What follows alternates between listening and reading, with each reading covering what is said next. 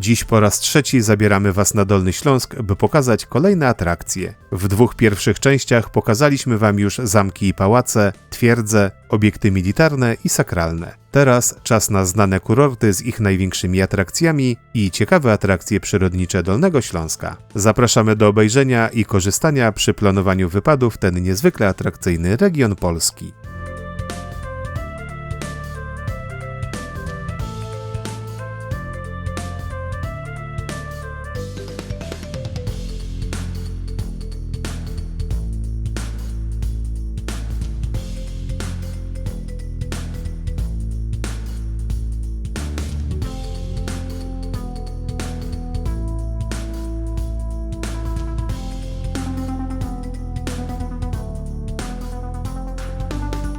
Dziękujemy, że wybieracie się z nami do uzdrowisk Dolnego Śląska. Zachęcamy do subskrypcji naszego kanału, bo co tydzień publikujemy na nim filmy pokazujące atrakcje Polski, które warto zobaczyć. Będzie nam również bardzo miło, jeśli docenicie naszą pracę łapką w górę i komentarzem, dzięki czemu filmy będą miały szansę dotrzeć do szerszego grona odbiorców.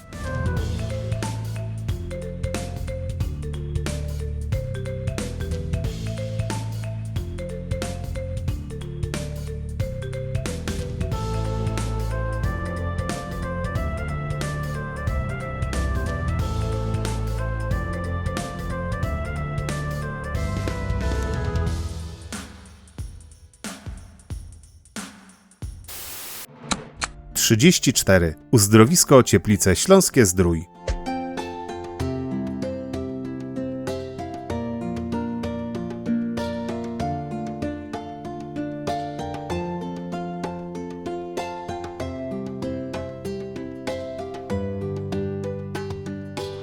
Cieplice Śląskie Zdrój to obecnie część Jeleniej Góry. Mogą poszczycić się niezwykle bogatą historią sięgającą XII wieku. To jeden z najstarszych kurortów w Polsce, którego powstanie wiąże się z odkryciem gorących źródeł przez księcia Bolesława Wysokiego w 1175 roku. Lecznicze wody stały się podstawą rozwoju miejscowości jako uzdrowiska. Warto też wspomnieć, że miejscowe źródła termalne należą do najcieplejszych w Europie. Temperatura wody dochodzi do 87 stopni Celsjusza. Sercem Cieplic jest przepiękny park zdrojowy założony w XVIII wieku. W parku tym można podziwiać wspaniałe okazy starodrzewu i spacerować zabytkowymi alejkami. Prawdziwą perełką architektoniczną jest Pałac Szawgoczów, obecnie siedziba filii Politechniki Wrocławskiej. Ta XVIII-wieczna rezydencja przypomina o czasach świetności rodu, który przez stulecia władał tymi ziemiami i przyczynił się do rozwoju uzdrowiska. W pobliżu pałacu znajduje się Muzeum Przyrodnicze prezentujące fascynującą kolekcję lokalnej fauny i flory. Dzisiaj uzdrowisko łączy w sobie tradycję z nowoczesnością. Oprócz historycznych zabytków i parków można tu znaleźć nowoczesne centra rehabilitacyjne, hotele i pensjonaty.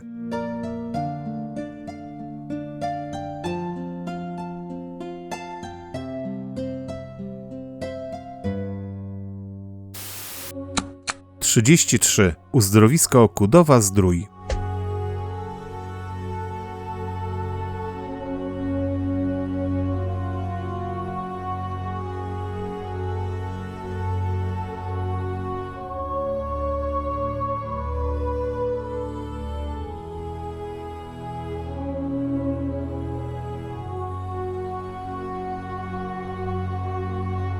Kudowa Zdrój to urokliwe uzdrowisko położone w Kotlinie Kłodzkiej, tuż przy granicy z Czechami. Historia tego malowniczego miejsca jako ośrodka leczniczego sięga XVI wieku, kiedy to odkryto właściwości lecznicze tutejszych wód mineralnych. Pierwsze oficjalne wzmianki o wykorzystaniu źródeł do celów leczniczych pochodzą z 1622 roku. W latach międzywojennych Kudowa była popularnym kurortem wśród niemieckiej arystokracji, a także miejscem wypoczynku wielu znanych osobistości. Serce uzdrowiska stanowi park zdrojowy założony w XVII wieku, gdzie znajduje się zabytkowa pijalnia wód mineralnych z charakterystyczną rotundą. Spacerując alejkami parku można napić się wód leczniczych z 5 głównych źródeł, znanych ze swoich właściwości wspomagających leczenie chorób serca i układu krążenia. Kudowa słynie także z muzycznych tradycji. Co roku odbywa się tu festiwal moniuszkowski, przyciągający miłośników muzyki klasycznej z całego świata. Znajdują się tu liczne sanatoria, hotele, pensjonaty oraz obiekty sportowo-rekreacyjne. Miasto stanowi również doskonałą bazę wypadową do zwiedzania okolicznych atrakcji, zarówno po polskiej, jak i czeskiej stronie granicy.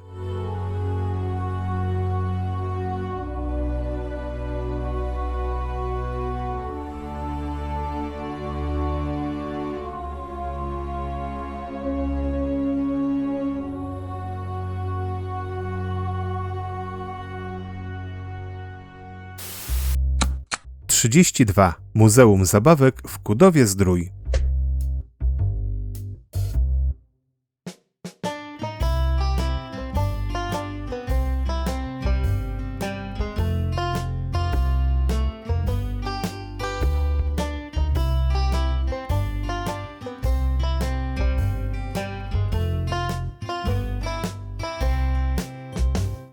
Muzeum Zabawek w Kudowie-Zdroju zachwyca zarówno najmłodszych, jak i dorosłych zwiedzających. Historia tego wyjątkowego miejsca rozpoczęła się dzięki pasji kolekcjonerskiej, która przez lata gromadziła zabawki z różnych epok i zakątków świata. W muzealnych salach można podziwiać imponującą kolekcję liczącą ponad 3000 eksponatów. Wśród nich znajdują się zabawki pochodzące nawet z XVIII stulecia. Jednak największą część zbiorów stanowią eksponaty z XIX i XX wieku. Szczególnie cenna jest kolekcja lalek, w tym unikatowe porcelanowe piękności z renomowanych niemieckich i francuskich manufaktur. W muzeum można również zobaczyć kolekcję starych zabawek mechanicznych, żołnierzyków, pluszowych misiów oraz zabytkowych gier planszowych. Wiele z nich zostało odnalezionych na strychach starych domów czy w antykwariatach. Każda zabawka w muzeum ma swoją własną, fascynującą historię.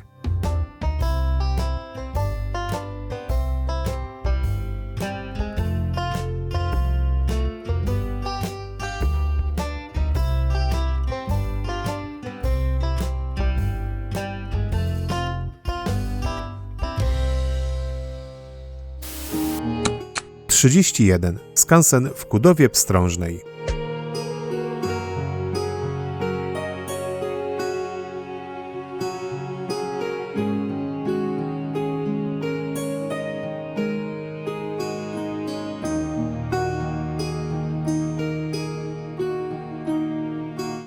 Skansen, znane oficjalnie jako Muzeum Kultury Ludowej Pogórza Sudeckiego, to niezwykłe miejsce prezentujące bogactwo kultury i tradycji regionu. Ta urokliwa placówka rozpoczęła swoją działalność w 1984 roku, kiedy to otwarto pierwsze ekspozycje na terenie dawnego folwarku. Można tu podziwiać zabudowania charakterystyczne dla architektury wiejskiej gór stołowych, które zostały przeniesione z okolicznych miejscowości. Obrazują one doskonale, jak żyli dawni mieszkańcy tych terenów. Zgromadzono tu również bogatą kolekcję przedmiotów codziennego użytku, narzędzi rolniczych i sprzętów gospodarstwa domowego. Można zobaczyć, jak wyglądało wyposażenie dawnej kuchni, izby czy warsztatu rzemieślniczego. W sezonie letnim skansen organizuje pokazy tradycyjnego rzemiosła, warsztaty edukacyjne oraz wydarzenia folklorystyczne, które pozwalają aktywnie uczestniczyć w poznawaniu lokalnej kultury.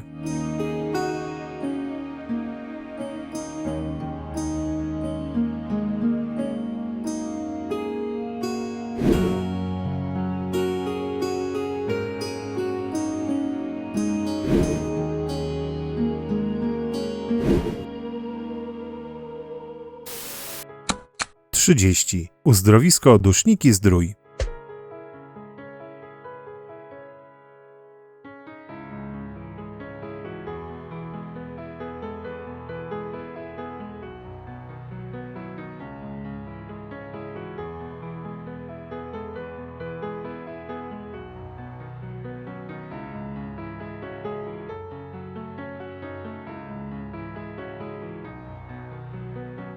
Pierwsze wzmianki o leczniczych właściwościach dusznickich wód mineralnych pochodzą z 1408 roku, jednak prawdziwy rozkwit miasta jako kurortu nastąpił w XVIII wieku. Sercem uzdrowiska jest zabytkowy park zdrojowy, gdzie znajduje się pijalnia wód mineralnych oraz charakterystyczna kolorowa fontanna. W parku można podziwiać także dworek Chopina, miejsce szczególne, gdyż w 1826 roku koncertował tu młody Fryderyk. Dla upamiętnienia tego wydarzenia od 1946 roku organizowany jest tu prestiżowy międzynarodowy festiwal chopinowski. Miasto słynie z wyjątkowych źródeł mineralnych bogatych w żelazo, magnez i dwutlenek węgla. Są one wykorzystywane w leczeniu chorób układu pokarmowego, krążenia oraz schorzeń reumatycznych. Niewątpliwą atrakcją Dusznik jest Muzeum Papiernictwa, mieszczące się w XVII-wiecznym młynie papierniczym. Jest to jeden z najcenniejszych zabytków techniki w Polsce, gdzie do dziś można zobaczyć tradycyjny proces wyrobu papieru czerpanego.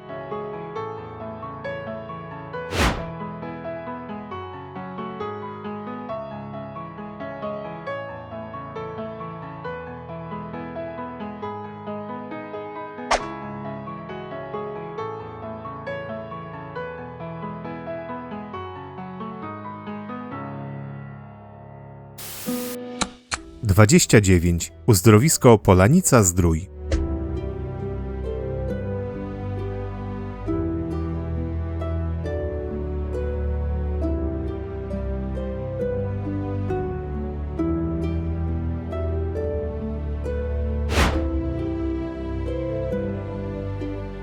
Polanica-Zdrój, położona na Dolnym Śląsku, jest jednym z najpopularniejszych uzdrowisk w Polsce. Jej historia sięga XVII wieku, kiedy odkryto lecznicze właściwości miejscowych źródeł mineralnych. Pierwsze wzmianki o nich pochodzą z 1645 roku. Rozkwit uzdrowiska nastąpił w XIX wieku, gdy zaczęto budować sanatoria, parki i infrastrukturę turystyczną. W 1904 roku zbudowano nowoczesny zakład przyrodoleczniczy, który przyciągał kuracjuszy z całej Europy. Polanica-Zdrój specjalizuje się w leczeniu chorób serca, układu krążenia i trawiennego. Jednym z głównych punktów miasta jest park zdrojowy, który zachwyca pięknem przyrody i architekturą. Na jego terenie znajduje się teatr zdrojowy, malownicza pijalnia wód mineralnych oraz słynna muszla koncertowa, gdzie organizowane są liczne imprezy kulturalne i koncerty. W Polanicy odbywają się też prestiżowe turnieje szachowe Memoriał Akiby Rubinsteina, upamiętniające wybitnego szachistę, który często odwiedzał to uzdrowisko.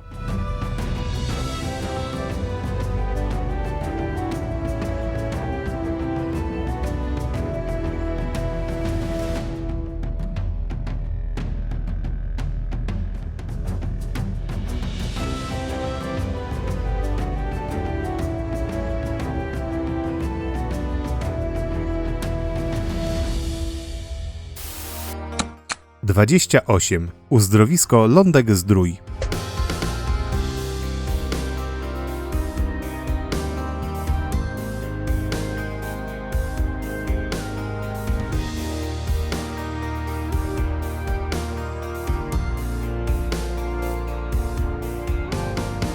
Lądek-Zdrój słynie ze swojego wyjątkowego klimatu oraz leczniczych wód mineralnych, z których korzystano już od XIII wieku. W średniowieczu wieść o zdrowotnych źródłach w Lądku rozchodziła się po całej Europie, przyciągając możnych i arystokratów z różnych zakątków. Historia miasta jest ściśle związana z rozwojem lecznictwa uzdrowiskowego, a największy rozkwit przypada na XIX wiek, kiedy to powstało wiele budynków sanatoryjnych i zdrojowych. Do dziś jednym z symboli miasta jest zakład przyrodoleczniczy Wojciech, który swoją architekturą i dekoracjami przypomina dawne łaźnie tureckie. Lądecka woda ma unikalny skład chemiczny, który pomaga w leczeniu schorzeń układu ruchu oraz problemów dermatologicznych. W uzdrowisku bywali słynni goście, w tym cesarzowa Maria Teresa, car Rosji Aleksander I, czy też niemiecki poeta Johann Wolfgang Goethe. Okolice uzdrowiska oferują wspaniałe możliwości aktywnego wypoczynku. Miasto jest otoczone górami złotymi i masywem śnieżnika. To doskonałe warunki do uprawiania turystyki pieszej i rowerowej.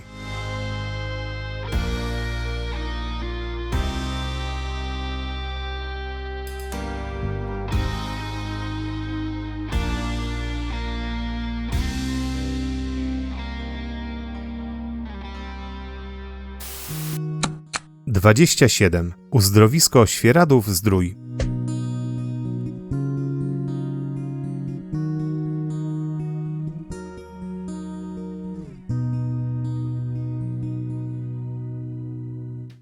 Świeradów-Zdrój to urocze uzdrowisko położone u podnóża Gór Izerskich, znane ze swojego unikalnego klimatu, bogatych źródeł wód mineralnych oraz licznych atrakcji turystycznych. Historia miejscowości sięga XVII wieku, kiedy to odkryto lecznicze właściwości tutejszych źródeł mineralnych, bogatych w radon, żelazo, wapń i magnez. Z biegiem lat Świeradów zyskał renomę jako miejscowość uzdrowiskowa i przyciągał gości z różnych zakątków świata. Pierwszą pijalnię wód mineralnych otwarto w 1750 roku, jednak prawdziwy rozkwit miejscowości nastąpił w XIX wieku, gdy powstały charakterystyczne zabytki architektoniczne. Miasto słynie z jednej z najdłuższych w Polsce drewnianych hal spacerowych w Domu Zdrojowym. Można tam poczuć wyjątkową atmosferę dawnych kurortów. Świeradów-Zdrój może pochwalić się również unikalnym mikroklimatem, który w połączeniu z wodami radonowymi tworzy wyjątkowe warunki do leczenia chorób reumatycznych, kardiologicznych i neurologicznych.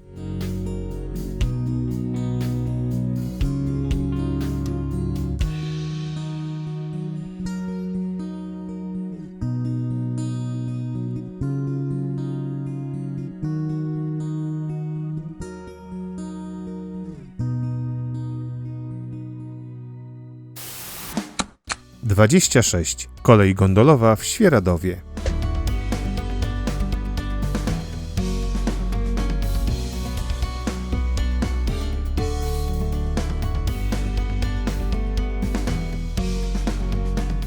Kolej gondolowa w Świeradowie-Zdroju to jedna z największych atrakcji turystycznych w tym popularnym uzdrowisku. Została otwarta w 2014 roku i prowadzi na szczyt Stogu Izerskiego, wznoszącego się na wysokość 1107 metrów nad poziomem morza. Z jego szczytu rozciągają się wspaniałe widoki na okolice i pasma górskie po obu stronach granicy polsko-czeskiej. W pogodne dni można dostrzec nawet charakterystyczną sylwetkę Śnieżki. Kolej gondolowa w Świeradowie-Zdroju szybko stała się symbolem miasta i jedną z najważniejszych atrakcji turystycznych regionu. Przyciąga rokrocznie tysiące turystów spragnionych górskich widoków i aktywnego wypoczynku. -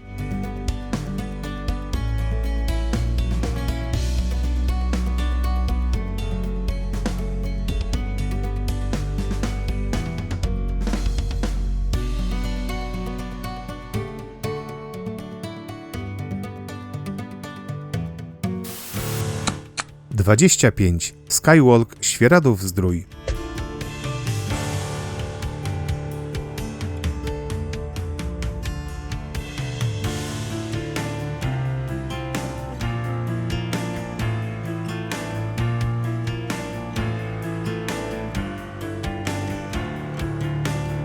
Skywalk w Świeradowie-Zdroju to wyjątkowa wieża widokowa i jedna z najnowszych i najbardziej spektakularnych atrakcji turystycznych Dolnego Śląska. Ta imponująca konstrukcja, wznosząca się na wysokość 62 metrów nad ziemią, została zbudowana na zboczu góry Świeradowiec na wysokości 1063 metrów nad poziomem morza. Oferuje niezapomniane widoki na góry izerskie oraz Karkonosze. Ścieżka prowadząca na szczyt wieży ma formę spiralnej kładki, dzięki czemu jest łatwo dostępna zarówno dla dzieci, jak i osób starszych. Jednym z najbardziej fascynujących elementów konstrukcji jest szklana platforma, która daje uczucie chodzenia w chmurach. Na szczycie znajduje się również przestronny taras widokowy, gdzie można odpocząć i zrobić pamiątkowe zdjęcia. Ciekawostką jest, że obiekt został zaprojektowany z myślą o minimalnym wpływie na środowisko naturalne. Wykorzystano nowoczesne technologie i materiały, które pozwalają na harmonijne współistnienie konstrukcji z otaczającą przyrodą. -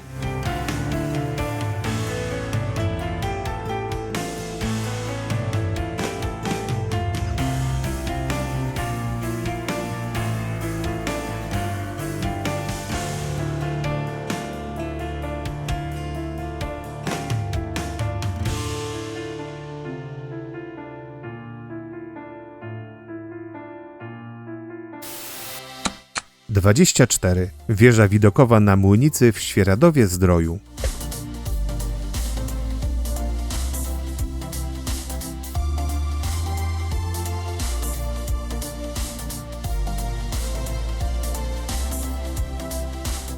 Wieża widokowa na Młynicy w Świeradowie-Zdroju to stosunkowo nowa atrakcja turystyczna, która szybko zdobyła popularność wśród turystów odwiedzających ten rejon Gór Izerskich. Wybudowana w 2021 roku wieża stanowi doskonałe miejsce do podziwiania pięknych krajobrazów, oferując widoki na okoliczne pasma górskie. Na szczyt prowadzi 110 schodów, które są podzielone na kilka odcinków z platformami widokowymi. W okolice wieży prowadzą liczne szlaki piesze i rowerowe, które umożliwiają dotarcie do punktu widokowego na różne sposoby. -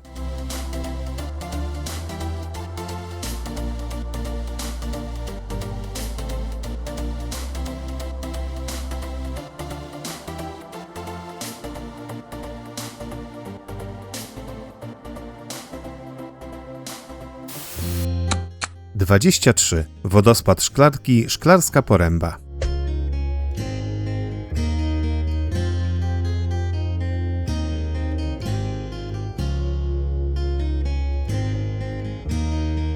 Wodospad Szklarki to jedna z najpopularniejszych atrakcji przyrodniczych w Szklarskiej Porębie. Położone w malowniczej dolinie będącej enklawą Karkonoskiego Parku Narodowego, jest jednym z wyższych wodospadów w polskich Sudetach. Osiąga nieco ponad 13 metrów wysokości. Pierwsze wzmianki o wodospadzie pojawiają się już w XVI wieku, kiedy to stawał się on coraz popularniejszym celem wycieczek. W XIX wieku, w czasach rozkwitu turystyki w regionie, wodospad Szklarki zyskał uznanie wśród odwiedzających Karkonosze, stając się jedną z głównych atrakcji Szklarskiej Poręby. W 1868 roku przy wodospadzie powstała gospoda, obecnie schronisko Kochanówka. Dziś wodospad Szklarki przyciąga tłumy turystów. Oprócz samego wodospadu w dolinie można podziwiać liczne atrakcje, takie jak malownicze mosty, ścieżki i kładki, które pozwalają zwiedzającym na bliskie obcowanie z dziką, karkonoską przyrodą. -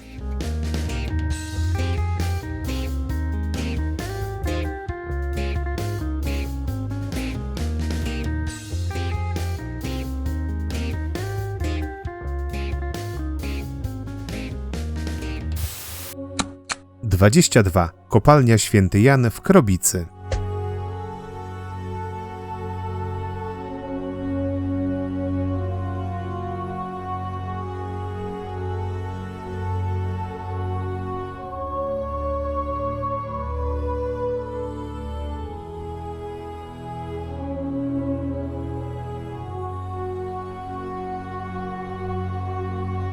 Kopalnia Święty Jan w Krobicy to niezwykłe miejsce, którego początki sięgają 1695 roku. Wtedy to cesarz Leopold I wydał przywilej na poszukiwanie i eksploatację rudy cyny, ołowiu i srebra w okolicy Krobicy. Przez kolejne stulecia kopalnia przechodziła różne etapy rozwoju, zmagając się z wyzwaniami technicznymi, ekonomicznymi i społecznymi. Jej szczytowy okres przypadł na przełom XVI i XVII wieku, kiedy to osiągnęła największe rozmiary i zatrudniała rzesze górników. Jedną z największych atrakcji kopalni jest podziemna trasa turystyczna, która pozwala zanurzyć się w historii i poczuć atmosferę pracy dawnych górników. Prowadzi ona po malowniczej XVIII-wiecznej sztolni świętego Leopolda oraz XVI-wiecznej kopalni Święty Jan. Zwiedzając trasę obejrzycie zachowane historyczne pozostałości wyrobisk eksploatacyjnych rudy cyny, ślady ręcznego wydobycia kruszców oraz eksponaty muzealne nawiązujące do tradycji górniczych terenów gór i Pogórza Izerskiego. Być może w korytarzach uda Wam się spotkać legendarnego ducha górnika, który strzeże podziemnych korytarzy i bezcennych skarbów, jakie podobno schowane są w nieodkrytych jeszcze sztolniach.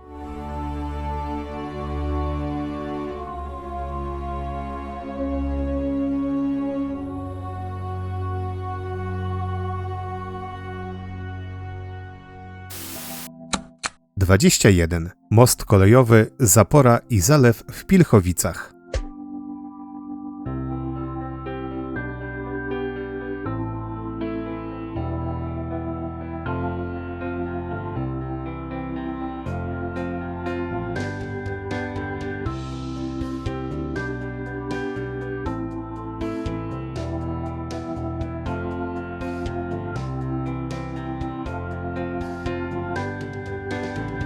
Pilchowice to niewielka miejscowość w województwie dolnośląskim, która wyróżnia się imponującymi zabytkami techniki. Most kolejowy w Pilchowicach to prawdziwy cud inżynierii. Zbudowany w latach 1905-1906, liczy około 40 metrów wysokości i ponad 150 metrów długości. Jego konstrukcja to przede wszystkim dwa imponujące filary wykonane z kamienia i betonu. W czasach budowy był to jeden z najwyższych mostów w Europie, a dziś stanowi nie lada atrakcję turystyczną, choć można go oglądać jedynie z daleka. Tama w Pilchowicach to równie ważne i ciekawe dzieło. Wybudowana w latach 1902-1912 miała na celu stworzenie zalewu, który służyłby jako zbiornik retencyjny dla Bobru i rzek spływających z gór. Dziś Tama ma 62 metry wysokości, wśród niej rozciąga się malowniczy zalew, który stał się popularnym miejscem rekreacji i wypoczynku dla mieszkańców i turystów. Okolice mostu i zapory były świadkiem wielu ciekawych wydarzeń z czasów II wojny światowej. Zachowały się tu także pozostałości dawnych budowli przemysłowych, które nadają temu miejscu unikalny charakter.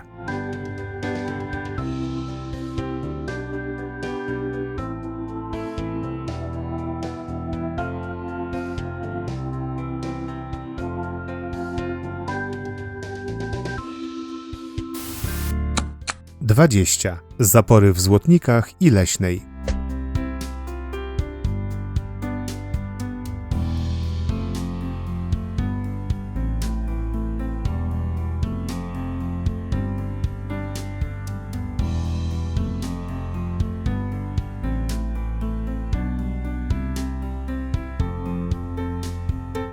Zapory w Złotnikach Lubańskich i Leśnej na Kwisie to dwa interesujące miejsca na mapie dolnośląskich atrakcji turystycznych. Pierwsze plany budowy obiektów sięgają XIX wieku, kiedy to podjęto decyzję o utworzeniu systemów zbiorników retencyjnych na Kwisie. Finalnie zapora w Leśnej powstała w 1905 roku, a w Złotnikach w 1924. Na pamiątkę tych wydarzeń na Tamie Leśniańskiej umieszczono kamień węgielny z napisem: Dolinom na ochronę, odmętom na przekór, wszystkim na pożytek. Ich malownicze położenie na tle gór izerskich czyni te miejsca niezwykle atrakcyjnymi dla miłośników przyrody i aktywnego wypoczynku. W okolicy wytyczono ścieżki spacerowe i rowerowe. Jeziora stały się również ciekawymi miejscami do uprawiania sportów wodnych u podnóża gór. Zarówno zapora w Złotnikach, jak i w Leśnej stanowią cenne przykłady inżynierii hydrotechnicznej i warto je odwiedzić, poszukując niezwykłych atrakcji Dolnego Śląska.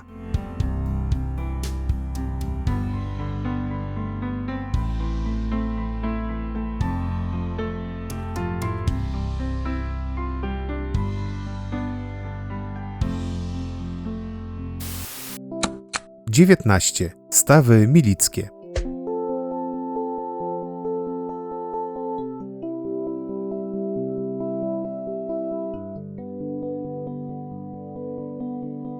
W okolicach Milicza znajdziecie największy kompleks stawów rybnych w Europie. Ich łączna powierzchnia wynosi ponad 6000 hektarów, położonych w Parku Krajobrazowym Doliny Baryczy. Wyjątkowość stawów milickich spowodowała, że jako jedyne w Polsce należą do prestiżowej grupy Living Lakes Żyjące Jeziora, czyli międzynarodowej sieci zbiorników wodnych, które charakteryzują się cennymi walorami przyrodniczymi. Hodowla ryb ma tutaj tradycje sięgające średniowiecza. Już wtedy cystersi z Lubiąża wykorzystali naturalne warunki Doliny Baryczy, rozlewiska, moczary i bagna, budowali groble i tamy, śluzy i tworzyli stawy hodowlane. Średniowiecze to czasy, gdy przestrzegano postów. Poszczono nawet 180 dni w roku, stąd też wzięło się ówczesne zapotrzebowanie na karpie czy pstrągi. Dziś stawy milickie, jak i cała Dolina Baryczy to lasy, pola i łąki i przede wszystkim stawy pełne ryb i ptactwa. Można tu spotkać 300 gatunków ptaków, w tym 180 gniazdujących. To jeden z cenniejszych przyrodniczo obszarów w Polsce.